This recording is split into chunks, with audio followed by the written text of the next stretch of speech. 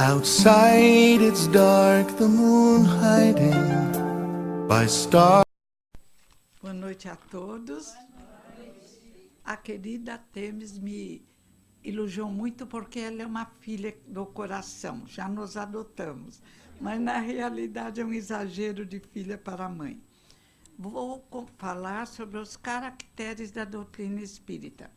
Como foi o mesmo tema ontem, vou pegar uma outra faceta, senão eu me canso de mim mesma, não pode. Repetir a mesma palavra já é duro quando dá aula, né? Na nossa conversa não é necessário. Lembramos que o Espiritismo é a terceira revelação, que revelar é tirar o véu. A primeira foi Moisés, com a sua força, com a sua mediunidade, recebendo os 10 mandamentos, válidos até hoje. Porque o caráter da verdade é que ela se repita através dos séculos e seja sempre autêntica. A segunda foi Jesus. Falar sobre Jesus, ele é o nosso irmão mais velho, é o nosso raio de luz, é o dirigente do planeta Terra. Ele, sabendo como nós éramos na época e agora, ainda disse: sois Deus e sois luzes, nos ensinando a ver sempre o lado otimista e bom da vida. Ele, com a sua grandeza espiritual, via além do nosso corpo físico e espiritual de necessidade e escuridão, o nosso futuro. E é esse futuro que nos chama, que nos consola, que nos alegra. Somos destinados às luzes do universo. Não entendemos Jesus. Esquecemos-nos de todo o seu processo de cura, da mulher hemorrágica, daqueles que dormiam como Lázaro, e deturpamos até os ensinamentos de Jesus, como fizemos com Buda, como fizemos com o filósofo Sócrates, no tempo e no espaço. Mas a comunicação entre encarnados e desencarnados, que é uma característica do Espiritismo, é de todos os tempos. Então, por que consideramos a terceira revelação, o Espiritismo, que é um trabalho do céu e da terra? Porque antes o fenômeno mediúnico era mal compreendido, cercado de superstição. Em épocas, nós achávamos que eram deuses, oferecíamos sacrifício, achávamos que existiam deuses bons, deuses maus, sempre fizemos confusão. E ainda hoje, no meio espírita, precisamos de orar e vigiar, para não entrarmos novamente em confusão. Porque irmãos com muitos anos de estudo, pessoas boníssimas, de repente se deixam levar pela vaidade ou pelo envolvimento espiritual, trazendo novidades que julgam verdade. Diz Herculano Pires: não existe alguém com autoridade moral e intelectual para superar Kardec. Mesmo porque Kardec, além de trabalhar com mais de 1000 médiuns, por ele mesmo era esguida reencarnado. E ainda tinha o apoio da equipe do Espírito de Verdade, que respondia às suas perguntas através de mais de 1000 médiuns com muita propriedade. Ninguém mais teve tal assessoria. Só Descartes sonhou com o Espírito de Verdade. E foi assim que ele descobriu: penso, logo existo. Eu vou dar as características da doutrina espírita através da vida de um irmão nosso, que fala tão alto ao nosso coração, Paulo de Tarso, primeiro Saulo. Por que Paulo? Porque Paulo teve uma coragem raramente vista no planeta Terra. Porque Paulo teve a humildade de reconhecer seus erros e em uma encarnação se modificar, uma modificação de 180 graus. Verdade que Jesus sempre conseguia esse prodígio.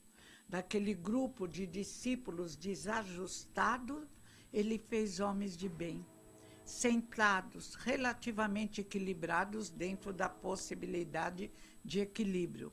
E Paulo de Tarso, quando ouviu falar em Jesus, era um menino mimado, imagina, o único filho do pai judeu.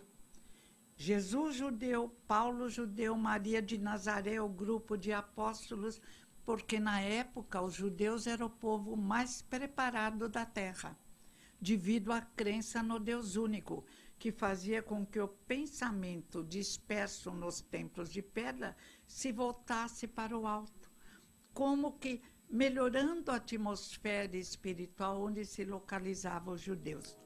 O templo era um só, respeitado, bem frequentado, e eles se dedicavam à evolução moral, embora mais tarde Paulo chamasse a atenção, porque nem sempre conseguia. Todos os povos têm mesmas dificuldades e facilidades. Considerar um povo privilegiado é preconceito de raça. Seria a mesma teoria de Hitler, o que não queremos. Saulo nasceu mimado, família judia. A mãe de Saulo nem aparece. Por que a mãe de Saulo não aparece? O próprio Emmanuel, em Paulo Estevão, não fala na mãe de Saulo. Joffre não fala na mão de Saulo. Joffre não é espírita, uma breve história do cristianismo. Ernesto Renan, ex-padre seminarista, não fala na mãe de Saulo, porque a mulher judia era um pouco mais reprimida e esquecida do que a mulher grega e romana. Os judeus, naquele seu desejo de aprimoramento moral, queriam preservar a mulher numa época em que éramos desconsideradas, éramos objeto, fazia parte da nossa caminhada, numa época em que estávamos para desenvolver a paciência, a renúncia, e mais fracas fisicamente, cansadas pela gravidez, sem os recursos de hoje, éramos apagadas. Várias pintoras que vieram muito depois foram apagadas da história. As histórias dessas pintoras brilhantes está agora sendo recuperada. Inclusive tem uma Artemísia, tem um romance lindo com esse nome, também não é espírita. Temos que ler tudo. Primeiro as obras de Kardec, e depois dilatar a nossa visão do mundo. Se não nos fechamos num gueto, vamos nos julgar privilegiados quando indivíduos muito maiores do que nós aparecem em todas as religiões, em toda parte. Saulo mimado, o pai era um comerciante abastado, tinha uma irmã que também quase não aparece na história, estudou nas melhores escolas, estudou com o grande professor Gamaliel, famoso rabino, bondoso, e ele ensinou a Saulo: não mates um mosquito, um inseto, porque não podes reconstruí-lo. Ensinou a retidão moral e, na realidade, Saulo, no seu modo de ver, era um homem reto. Ele seguia a lei mosaica, menos o não matar. No desejo de agradar Moisés, servir Moisés, ele, nessa fase de fanatismo religioso, fé e razão fazem parte do nosso psiquismo. Mas cuidado com a fé irracional, que gera o fanático religioso, o fanático que se expressa na corrupção. E Saulo era um fanático religioso, boníssimo para com o pai, amoroso, reto moralmente nessa relativa retidão moral, discípulo do grande, do brilhante rabino Gamaliel, que o preparava para substituí-lo. Gamaliel ia se aposentar. Foi nessa ocasião, já se preparando para o rabinato, Emmanuel conta em seu livro, Paulo Estevão também, respeitável, porque se espíritas somos, temos que respeitar a produção mediúnica do querido, do impecável Francisco Cândido Xavier, tanto quanto respeitamos a produção mediúnica do querido e respeitável Divaldo Pereira Franco e de Ivone Pereira. E nesse livro, Emmanuel conta o coração amoroso de Saulo, que se apaixona por Abigail. Muito lógico, desde que os judeus se preocupavam em casar, em constituir família, em continuar. Mas Saulo estava lá, encantando a todos na sinagoga, pregando divinamente, seguindo rigorosamente a lei mosaica, a alimentação necessária aos judeus. quando ele ouviu falar no cristianismo. E pior, ouviu dizer que amigos dele, pessoas importantes no judaísmo, estavam interessados e frequentando as células cristãs. O que eram as células cristãs? Jesus lançou suas sementes. Aconteceu o que aconteceu. Romanos e sacerdotes judeus acabaram com seu corpo físico, que era de carne, sangue e ossos, como diz Ernesto Renan, como diz Geoffrey, como diz Jean Christian no seu livro sobre Paulo e outros pesquisadores. Mas não conseguiram acabar com o espírito. Tanto nós como Jesus somos filhos do mesmo Pai Deus e somos espíritos, luzes indestrutíveis. Podemos nós, a cada encarnação, nos despedimos de um corpo físico que tanto respeitamos, mas continuamos a nossa jornada, revestidos no nosso atual estágio de evolução de um corpo de energia, de luzes ou de sombras, conforme os nossos pensamentos. Saulo ficou furioso com aquela história de falar sobre Jesus, que seria o novo Messias. Que Messias era esse, pensava Saulo, que não era sequer rabi, que era filho de um carpinteiro, era igualmente carpinteiro. Jesus poderia ter nascido como quisesse, um rei de alguma região. Não, ele preferiu nos dar o exemplo da humildade. Ele preferiu aparecer apagadamente e ir trabalhando durante 30 anos no sustento próprio de sua família. Depois passou a tarefa para o irmão. Parece que José havia desencarnado e continuou a sua caminhada, não mais só exemplificando, mas pregando, falando as verdades que nos encantam até hoje. Vinde a mim, todos vós que estáis cansados, e eu vos aliviarei. Eu sou leite que fortifica o fraco, sou o clarim tocado ao amanhecer. Não procureis algures consolos, porque não vão encontrá-lo. Vinde a mim, todos vós que estáis cansados. Verdadeira poesia, mas realidade. Saulo ficou furioso e foi até a célula que surgiu depois da ressurreição de Jesus. Quando Jesus foi colocado na cruz, o corpo de Jesus, ele ainda nos deu o exemplo de perdão, preocupação com seus irmãos menores, nós, e pediu: perdoai, Pai, eles não sabem o que fazem. Ou seja, temos que perdoar os ignorantes tanto quanto temos que nos perdoar por nossa ignorância. Mas a lição veio completa: vá e não peques mais. Teus pecados, teus erros te são perdoados. Mas não é para pedir perdão e continuar errando. Vá e não peques mais. E nessa hora os discípulos se dispersaram aflitos, temerosos, mas a ressurreição de Jesus reuniu os corações deprimidos e fez com que eles compreendessem que Jesus sempre falara a verdade, que ele ressuscitaria no terceiro dia. E viram Jesus na beleza do seu corpo perispiritual.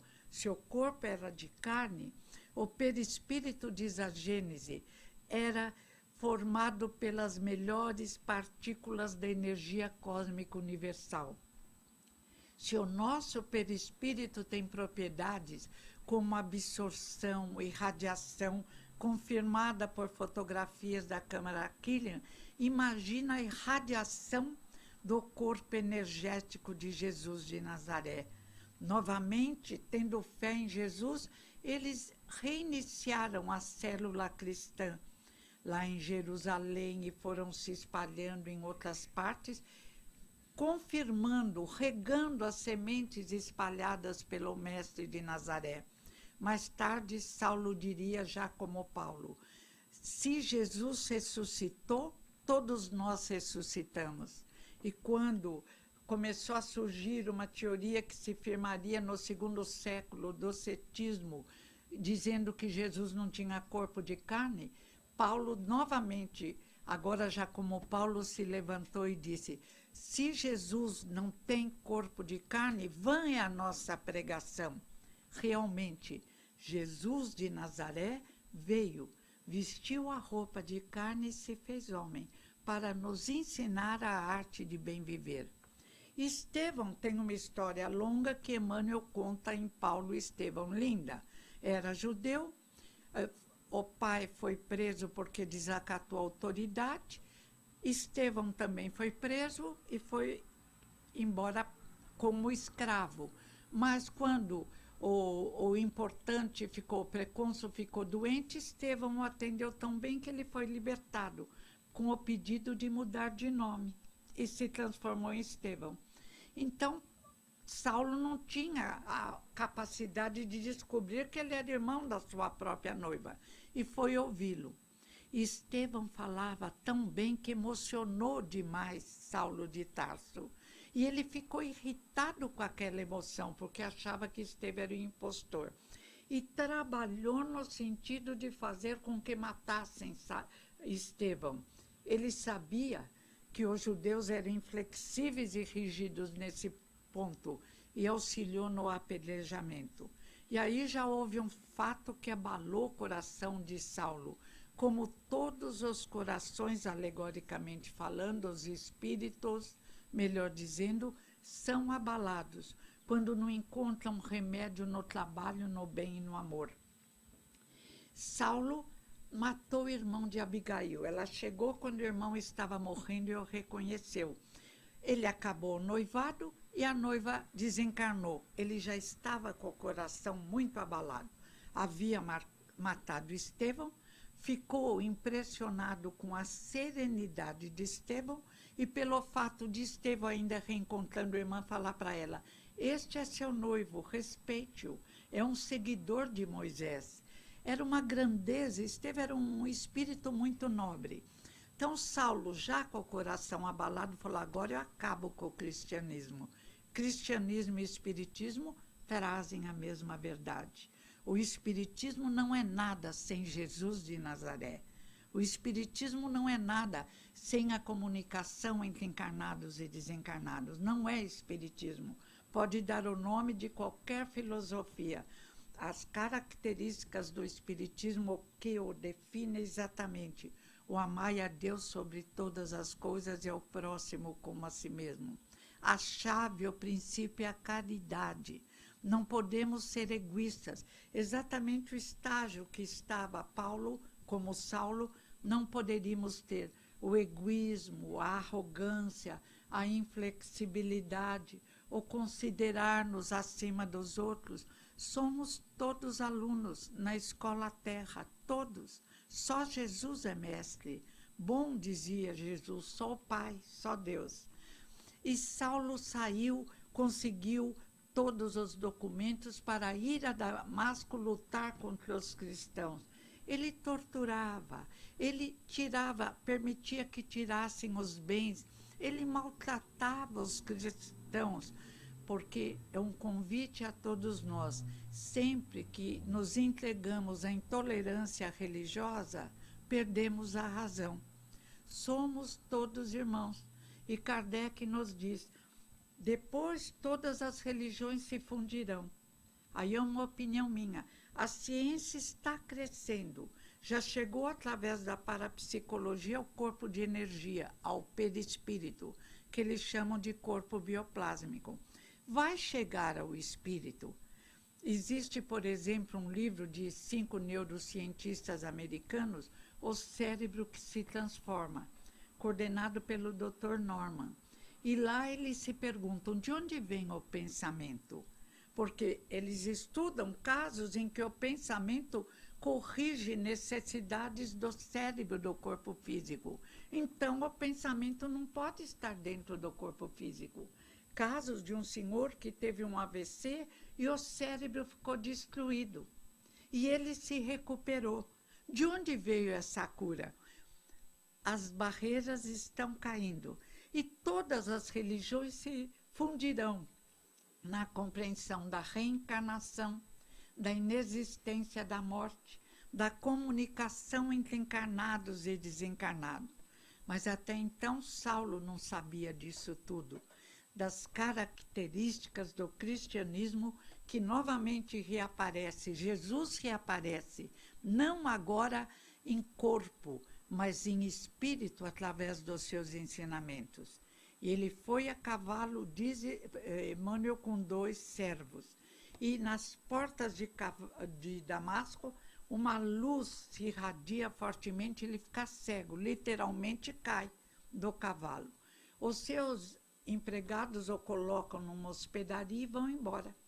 E ele, pela primeira vez na vida, fica sem os seus amigos que o aplaudiam, sem os aplausos da terra, ele fica ali sozinho, num momento de reflexão, dolorido, cansado, abatido, porque ele entendeu os erros cometidos. E é lindo aquela hora que ele olha para a luz e vê Jesus. E ele reconhece Jesus, porque um missionário da grandeza de Paulo não se improvisa. Ele viera preparado para a grande tarefa, apenas como todos nós, em mergulhando no planeta da Terra, muitas vezes mergulhamos no barro e nos iludimos com as glórias transitórias, passageiras, com o acúmulo de bens também passageiros. Mas reencontrando Jesus, ele disse: Senhor, que queres que eu faça? E daí para frente, mais tarde, ele muda o nome de Saulo para Paulo de Tarso. Daí para frente, não mais reconhecemos o antigo Saulo, num exemplo maravilhoso de aproveitamento dos ensinamentos de Jesus de Nazaré, da verdade consoladora, do cristianismo verdadeiro ou do espiritismo. Saulo se transforma no grande Paulo, o maior divulgador do cristianismo. Não é uma opinião, é o trabalho de Ernesto Renan, o trabalho de Joffre, Indivíduos Não Espíritas. Ernesto Renan é padre, larga a batina e vai verificar se existe Jesus. E conclui: existiu um homem de nome Jesus que impressionou sua época. Todos vão fazer pesquisa. Jean Christian é um grupo de pesquisadores não espíritas que dizem Jesus existiu. E falam também sobre a grandeza de Paulo. Sem o trabalho de Paulo de Tarso, o judaísmo teria absorvido os ensinamentos de Jesus. Teríamos o judaísmo, não teríamos a dilatação, a universalidade dos ensinamentos de Jesus de Nazaré, que mais tarde reaparecem na sua íntegra no trabalho de gigante do mestre de Lyon, Allan Kardec. As características de Paulo, essa coragem incrível, o sair de uma casa, de uma mansão de luxo, permanecer 3 anos no deserto. Ele foi consultar seu professor Gamaliel, que também se tornara cristão. E o que levou Gamaliel a se tornar cristão? Primeiro, ele se sensibilizou ao entrar na célula cristã, porque encontrou um amigo de infância muito amado, que a conselho de Gamaliel fora colocado no Vale dos Leprosos. E Gamaliel, que sabia que aquele amigo estava considerado impuro, impossibilitado de ver a família sofrendo no Vale dos Leprosos, encontrou o amigo lavado, bem vestido, numa cama limpa, tratado como um membro da família cristã. Então, Gamaliel teve a certeza que o cristianismo dilatava o judaísmo através da prática da caridade. E é essa força maior, o esclarecimento, que tem que se expressar na prática do amor. É o querido Piaget quem diz: se não houver modificação de comportamento, de nada vale, não aprendeu. A teoria só não prova a nossa mudança. Temos que mudar o nosso interior, o nosso modo de pensar, aceitar desafios com a mesma coragem de Saulo, agora Paulo de Tarso. Aliás, essa coragem acho que nenhum de nós tem. Ele dormia em cabanas, embaixo de árvore, tinha apenas a roupa necessária e a sandália, alimentava-se mal, Várias vezes ficou doente, mas ele via à sua frente Jesus de Nazaré e carregava ainda no seu coração, alegoricamente falando, porque era no seu pensamento, os erros cometidos com Estevão, com Abigail e com todos os cristãos. Não fosse a sua força interior, ele não teria resistido. E ele disse certa vez: ai de mim quando eu pregava o evangelho. Apanhei, fui chicoteado, fui apedrejado, fui quase morto, mas pior seria se eu não pregasse o evangelho. Muitos dizem, quando a gente começa na casa espírita, vem problema. Não é verdade. Quando nós começamos na casa espírita, quando nos dedicamos ao trabalho da casa espírita e começamos a amar ao próximo, os problemas diminuem. Passamos a criá-los menos, passamos a atrair menos problemas. E o mais importante, passamos a nos ligar telepaticamente, acordados ou dormindo, com as mentes mais preciosas desse universo magnífico que nos aconchega e que nos permite o crescimento espiritual. O que nos perturba é a nossa falta de fé. O Evangelho diz: precisamos ter fé humana, confiança em nós mesmos. Somos magníficos, somos filhos de Deus, temos um gene divino, somos perfeitos em potência. Depende de nós nos transformarmos perfeitos em ato, transformarmos nossas sombras em luzes. Não existe povo menos privilegiado. Não existe indivíduos ou raças menos privilegiadas. Como diz Paulo tantas vezes, Deus, meu Deus, é Deus dos judeus, dos gregos, dos romanos, dos bons e dos necessitados. Esta lição é a lição de um grande professor. Só os professores mesquinhos não entendem isso. E a luz da reencarnação, tão importante para a compreensão do Espiritismo, a justiça de Deus brilha com toda a intensidade. Se não houvesse a reencarnação, aparentemente haveria injustiça. Porque um incapaz de trabalhar se joga na rua e não quer sequer auxílio. Porque outro se perde no caminho dos vícios. E porque outro brilha tão intensamente na prática do bem como nosso querido irmão São Francisco de Assis. Porque Paulo, entre tantos judeus, não ficou como rabino acusando os seus irmãos que queriam ser cristãos. Como ele compreendeu a mensagem de Jesus e como não a fechou num regionalismo que atrapalharia a marcha por todo o planeta Terra. Não entendemos Jesus, não entendemos, mas o espírito da caridade se espalhou. O espírito da compreensão de que a doença não é impureza. O espírito da compreensão que é mais importante respeitar as leis realmente de Deus do que as leis criadas pelo homem. Jesus, com uma coragem nunca vista, enfrentou sacerdotes do templo. Fazia questão de curar aos sábados e disse por quê. Disse, se vocês salvam uma ovelha que caiu num abismo aos sábados, muito mais importante é ajudar um irmão nosso, ou sábado, ou domingo, em qualquer dia.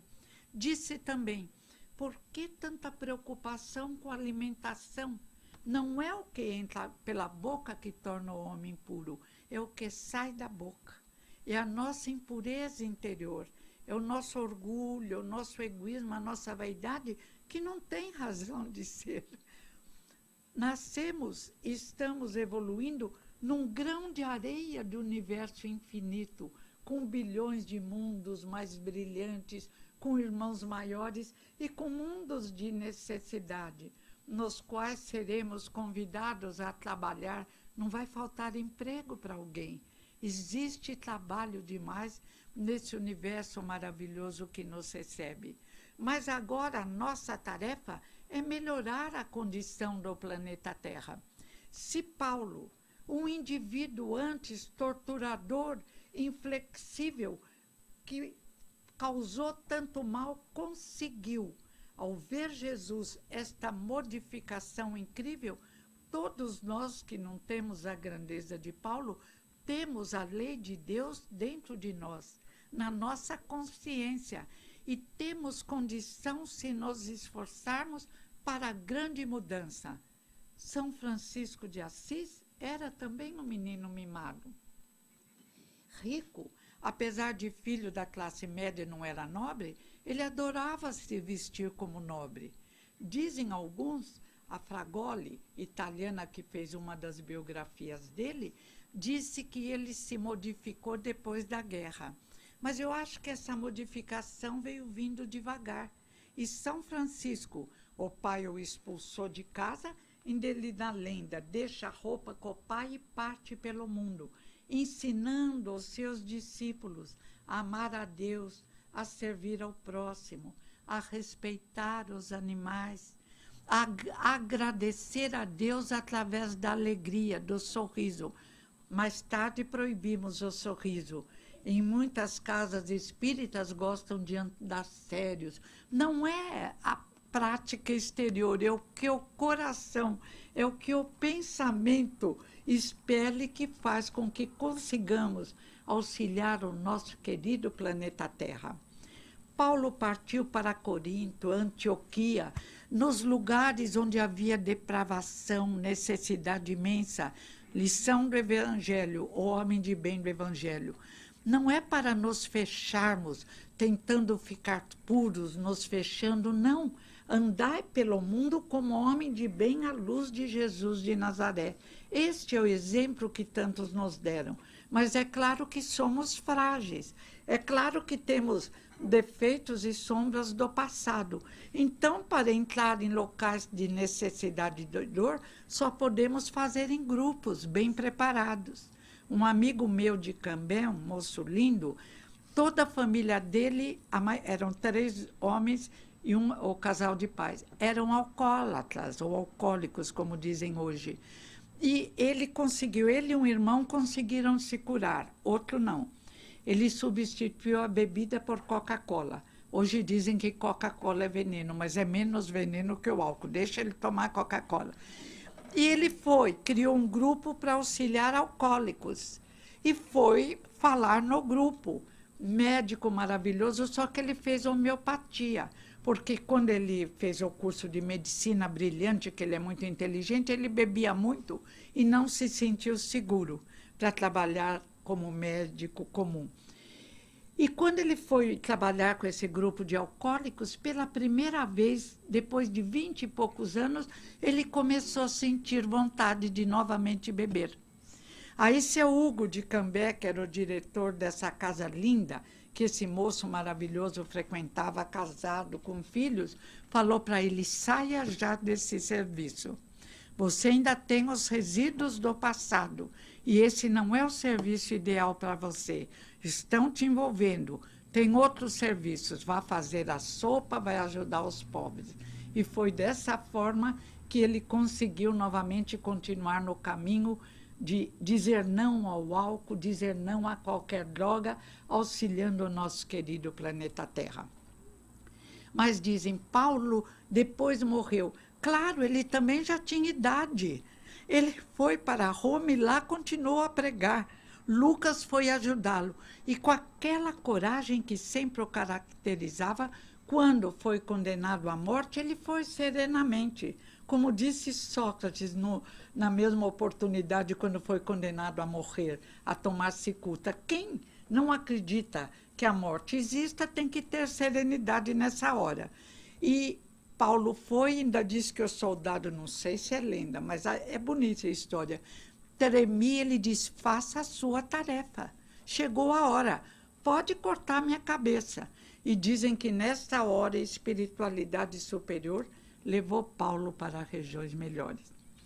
A transformação é essa, não tão grande porque somos pequenos, mas com a qual lentamente vamos nos transformar nas luzes que nós somos, luzes que ainda estão apagadas, luzes que estão em nosso interior, mas que trabalhadas farão de nós indivíduos que, olhando para trás, nos perguntaremos: Como pudemos agir de forma tão tola?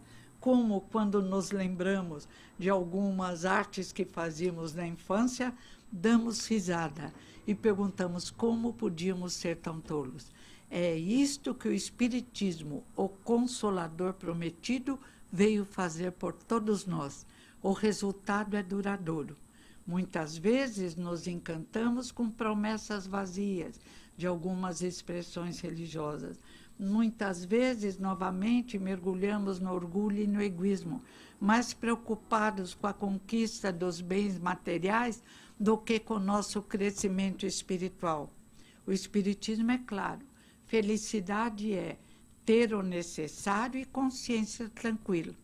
Felicidade é saber usar os bens da terra. Felicidade não podemos colocar nem no indivíduo, nem nos bens da terra, porque tudo passa, menos a amizade, o amor verdadeiro e todas as conquistas espirituais. E falando em conquista espiritual, vou dar uma pincelada, porque não é necessário que o indivíduo coloque o rótulo de espírita. Quantos agem dentro dos ensinamentos cristãos, muitos sequer conhecendo direito os ensinamentos de Jesus. São budistas, são seguidores de Maomé. Maomé, que foi um indivíduo que amava Jesus, amava Maria. Maomé, que construiu uma cidade de paz e que só convidou a violência quando a sua cidade ia ser destruída. Maomé, que tem no Alcorão que ele recebeu um hino de amor a Maria de Nazaré, mãe de Jesus. E eu vou dar uma pincelada na história da doutora Elizabeth Kubler-Ross. Alguém a conhece? Médica suíça, se formou, nasceu na Suíça, lá se formou, nasceram trigêmeas, ela e duas irmãs, fraquinhas. Ela disse que ela era tão feia que a mãe cobria com a fralda, ela e uma irmã, que só uma era bonitinha. Então a mãe deixava aquela gordinha e cabeludinha para todos verem. Eu não acredito nisso, mas ela diz. Desde criança ela se mostrou uma criatura especial. Aos 19 anos estava acabando a guerra na Polônia. E ela falou para o pai dela, eu vou lá, eu tenho que ajudar o povo, o meu povo. Ele falou, você é louca, você não tem nada com os poloneses. Você não é parente, não é filha, nunca morou lá. Se você sair de casa para ajudar aquela gente, você não será mais minha filha. Ela chorando, ela disse, tenho sim, eles precisam de mim, são meus irmãos, e eu vou, pai.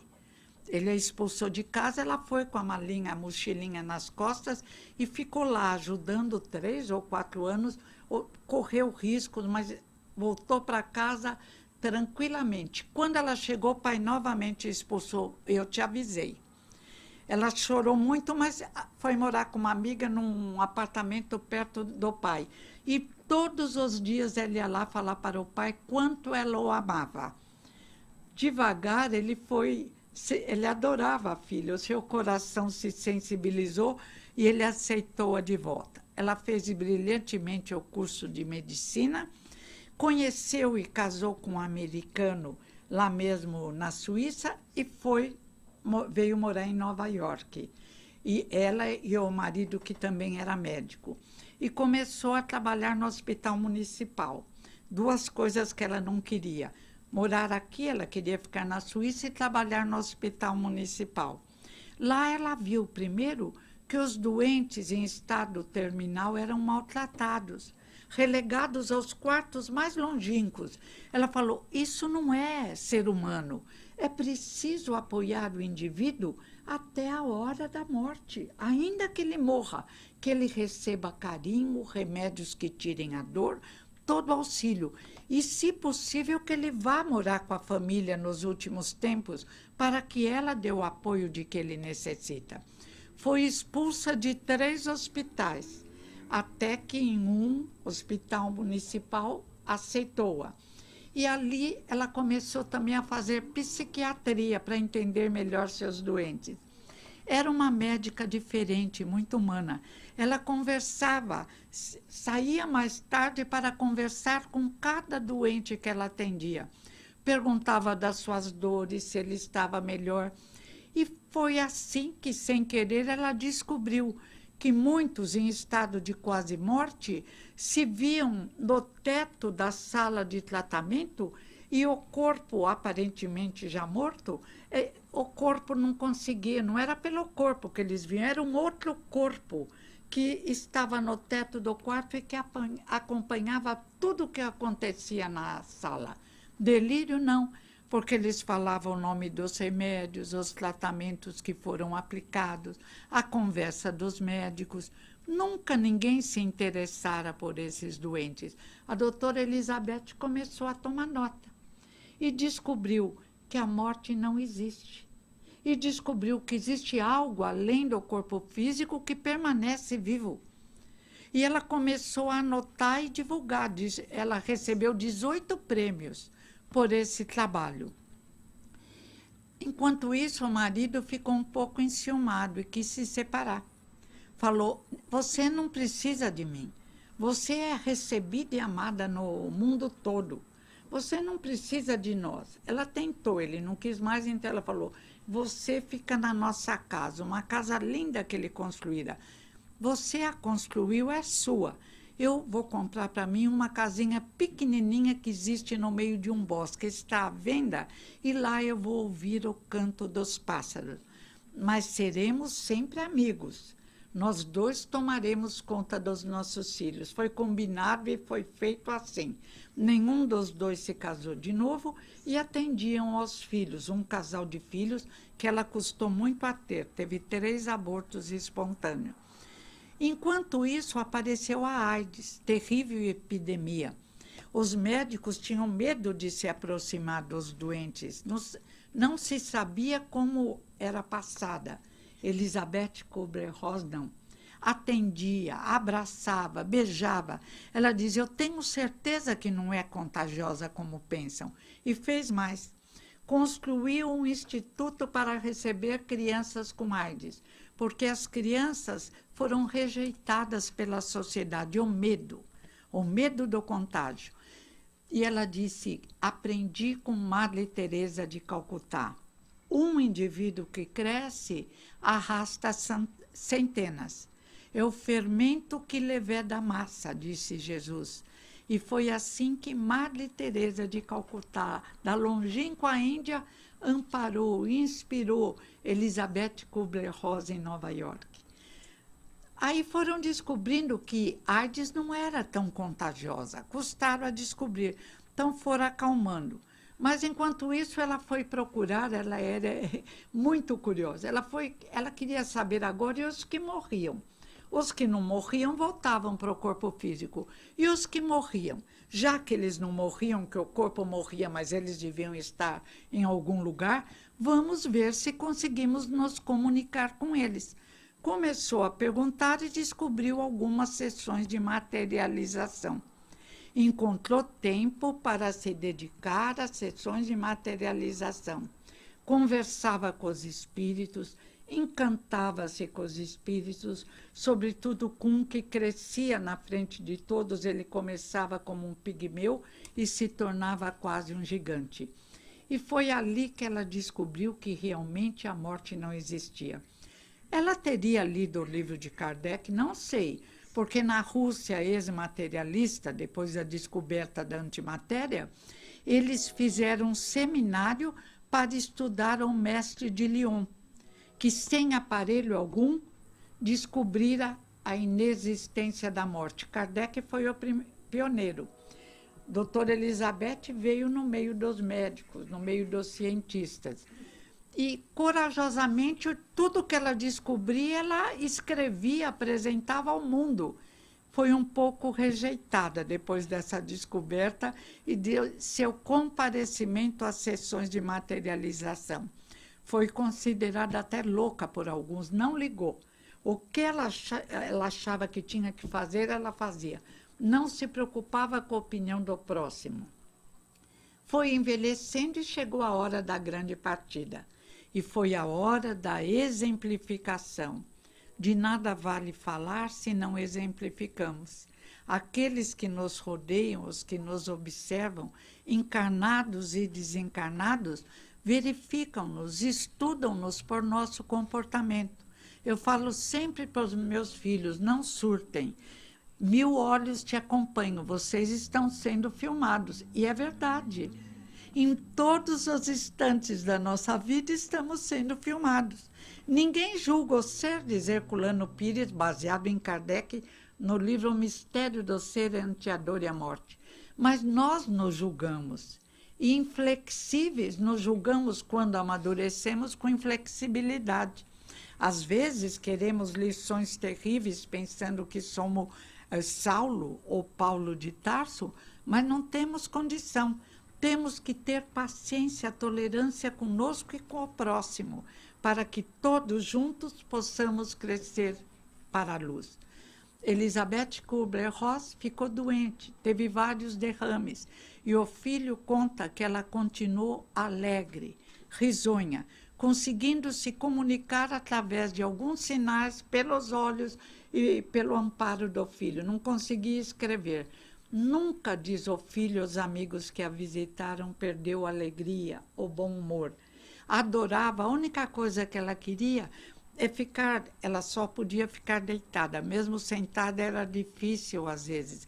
Ela ficava deitada na varandinha da sua casa, ouvindo o canto dos pássaros e sorrindo, com dificuldade, mas sorrindo.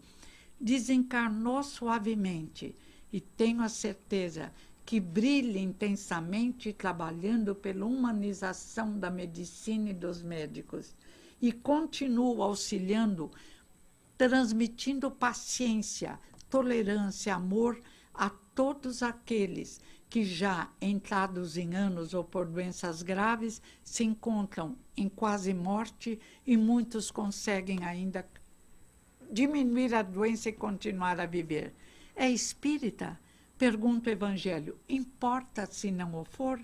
Mas ela apresenta todas as características desejadas de um verdadeiro espírita. Não é pelo rótulo, não é pelo só comparecimento. É claro que o comparecimento aos congressos, à casa espírita, fortificam-nos em nossa fragilidade. Mas é necessário também começarmos pequenos gestos de amor. Primeiro com a família, que às vezes é o local mais difícil do nosso trabalho, mas também é a conquista das maiores alegrias. E depois estendendo esse amor, sempre nos esforçando para exemplificar os ensinamentos de Jesus de Nazaré. Sempre nos lembrando desse universo imenso com bilhões de mundos e sempre nos lembrando que o mais importante em toda a nossa vida é Jesus. Nós somos muito pequenos, desencarnamos e logo virá alguém nos substituir. Faremos falta aos nossos amigos, à nossa família, mas poderemos encontrá-los durante o sono. Mas às vezes erguemos arrogantemente o nariz, que tolice, somos apenas alunos, todos iguais, no nosso querido planeta Terra. O que tem dificuldades intelectuais hoje pode ter sido um sábio ontem. E nós que hoje temos uma inteligência relativa, podemos pedir uma encarnação com dificuldades intelectuais. Experiências apenas para que possamos nos desenvolver em todas as nossas possibilidades. Há um costume ainda no meio espírita de se impressionar, como somos seres humanos, com os bens da terra, com o dom mediúnico, com o dom da fala. Tolice. Grandes são aqueles que conseguem amar ao próximo como a si mesmo. Grande é São Francisco de Assis. Grande é Gandhi, Elizabeth Kubler-Ross, Bezerra de Menezes, Madre Teresa, Irmã Dulce, tantos espíritos que nos apoiam, que induzem-nos ao crescimento espiritual e com os quais contamos, graças a esta incrível mediunidade que é um fato natural, como também está explicado no primeiro capítulo de A Gênese, esse livro magnífico de Allan Kardec. Mediunidade é apenas um processo telepático Queiramos ou não, somos médios num sentido menor. Médio é todo aquele que, de alguma forma, sofre influência do plano espiritual. Quem não sofre? Do plano espiritual mais adiantado que nos auxilia. Do plano espiritual mais necessitado que nos induz ao atendimento de nossas sombras interiores. Agora, existe um médium com tarefa mediúnica. Não é maior nem menor de qualquer outra tarefa.